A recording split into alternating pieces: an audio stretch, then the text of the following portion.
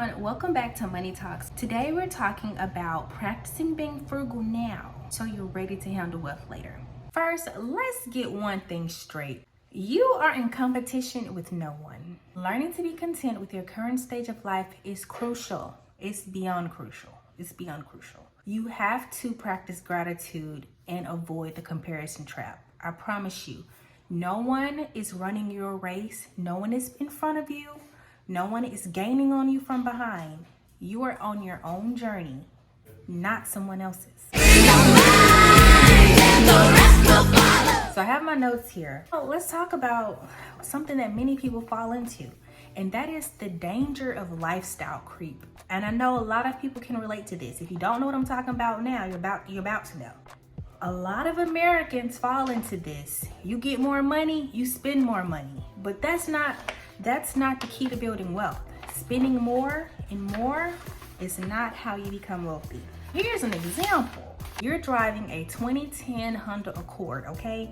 And then you get a $15,000 raise. Now, I don't know, it doesn't even matter what the starting figures are, but let's just say you're making 60, okay? And now you got a $15,000 raise, now you're making 75, okay? Cool. Excited about your raise, as you should be. Congratulations, you trade in your Honda for a 2025 BMW with a $650 car note, a car payment. You had a paid off 2010 Honda Accord and you traded that in, okay, cool. But even with your trade-in, you now have a $650 a month car note. On paper, you can afford it. You deserve this upgrade. You've been waiting on your BMW, okay? Hold on, let me ask Siri, what's the average car payment in America?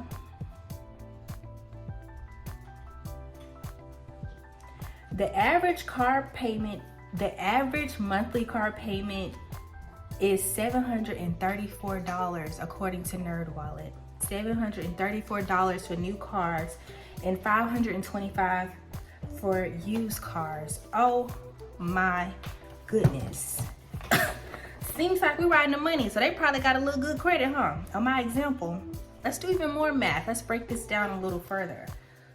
Let's see, they're paying $650 a month, okay? That's about $7,800 a year, okay? $7,800 a year on the car for probably the next, let's say 5 years. Let's add in insurance, maintenance, and interest on the loan. How much is it now? Factor in that new car insurance. Let's factor in all those things. Meanwhile, the BMW is depreciating the moment you drive it off the lot. The minute you drive off, you can't even sell it for what you paid. Now that's crazy. Got me scratching my head. Now let's think about this. That $15,000 raise means about $1,250 a month, okay? Before taxes and deductions, okay? Didn't think about that, did you? After everything's taken out, your car payment pretty much eats up most of your raise, because you're gonna have to pay them taxes.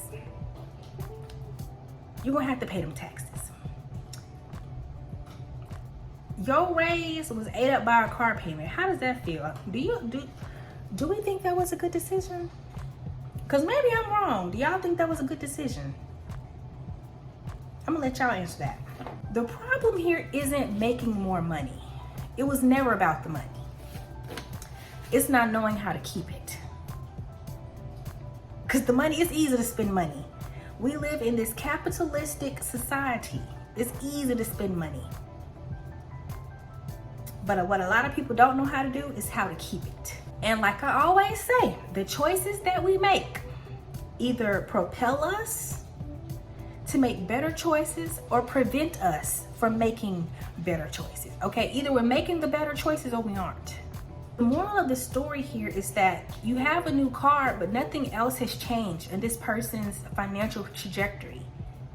That extra $15,000, when it's all said and done, has been eaten up by a $650 car note.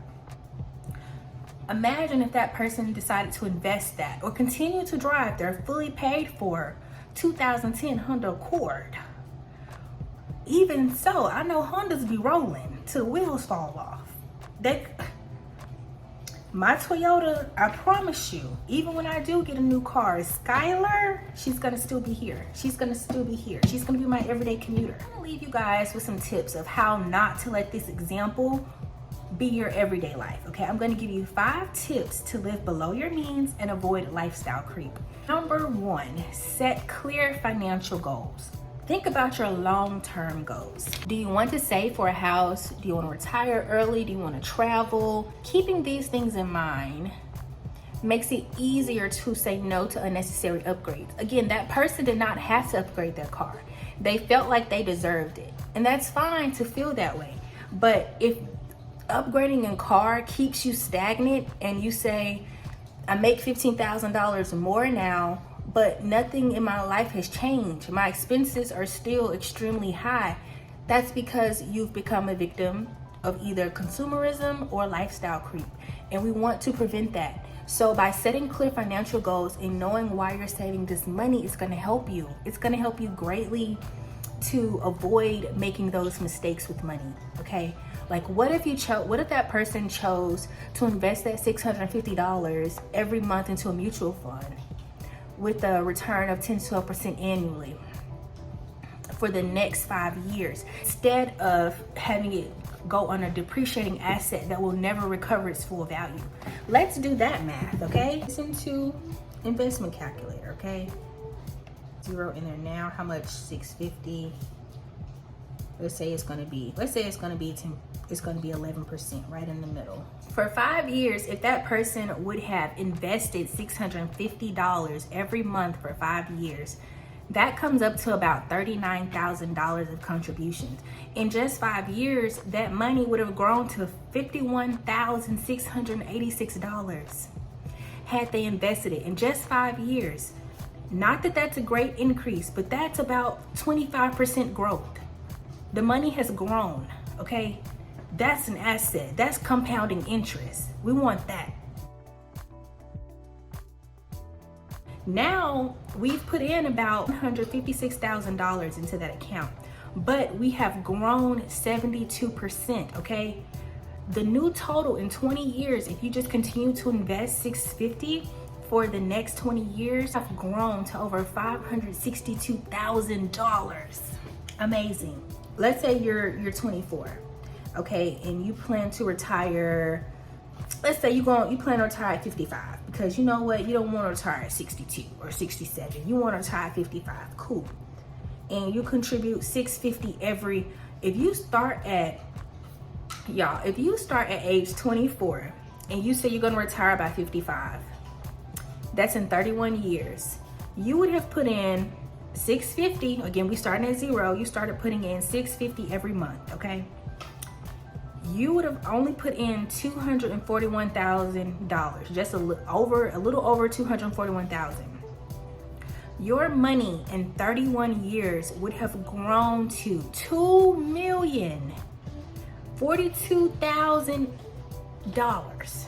All over $2 million you would have at the time when it's time to retire. Let's move on. Number 2. Create spending boundaries. Set a monthly limit for non-essential spending and stick to it. Now I give myself $500 to just spend frivolously, okay? And that's kind of a lot. I kind of want to dial that in myself, but because I had spent so much time getting out of debt, I wanted to, have a little fun. My goal for this year is definitely to cut back on my own spending. Just a little bit. For example, if you love to eat out, okay, set a budget for restaurants and do not go over that. Do not go over that. Whatever it is, set the budget and do not go over that amount. Do not go over that amount. Personal example, I have had my iPhone 12 since April 2021. iPhone 12. Since I'm recording on it, talking to you right now, my iPhone 12. It's 2025. And I might upgrade this year, but I don't get a new phone every year. That's something that I don't do. I do not get a new phone every year. Number 3, delay gratification. Instead of upgrading your car or buying designer brands immediately after a raise, give yourself time to think. Wait 30 days to see if it's really worth it. Just give yourself some time. Even if maybe you get an awesome raise and you do deserve this car. Maybe your car is on its last leg, but please give yourself 30 days to think. Oftentimes, what I like to do is I'll put a bunch of stuff in my cart, okay? And then I'll come back in a couple weeks and I find that I am taking a lot of things out of my cart because they really didn't matter to me anyway. Sometimes the cart is empty after it's all said and done. Sometimes things just, like, we live in this super consumeristic society and it tells us to buy. But how many water bottles do you need? It's only holding water. You can only drink so much water at one time. Really think about the items that you're purchasing and just wait, hold it there for a second. Hold it there and see if the hype around it fades. And if it does, don't buy it. If you no longer feel that strongly attached to it, do not buy it. Number 4, practice buying quality over quantity. Being frugal doesn't mean being cheap. One thing about it, being frugal does not mean being cheap. Now me, I like some quality items, okay? Some of my purchases do get a little expensive. Invest in items that last instead of constantly buying low quality replacements. How many purses from Shein do you need? How many purses do you need from Shein? A good pair of shoes that last 5 years is better than cheap ones that last 6 months. That's true. You don't want your soles to be falling off. Number 5, build frugality into your lifestyle. Learn to love free or low-cost activities like going on a hike, having a picnic, or hosting a game night with friends. Frugal isn't about deprivation. It's about finding joy in simple things. Me and my cousin, we live in the DMV area. We like us a little museum day. We'll go in there, spend 2 to 3 hours walking around and having a great time looking at the photos. It could be a walk in the park. It could literally be anything. You don't have to spend money to have a good time. Again, I love inviting my friends over for whatever reason and having a little paint party. I always have paint supplies on hand. Baby, we're gonna have a paint and sip. That's what I like to do, okay? I'm always down for that. And it's free for me because I already have the supplies on hand. If you wanna bring you a little drinky drink, we don't have to spend hundreds of dollars to have a good time. And neither do you all. You don't have to spend that much money. But alas, guys, I hope this helps you. But by practicing frugality now, it's not just about saving money. It's about building habits that will allow you to keep your wealth when it comes, okay? We want the money in our pocket. We want the money in our bank account, okay? I don't want no one else to have my money. I don't want that for me.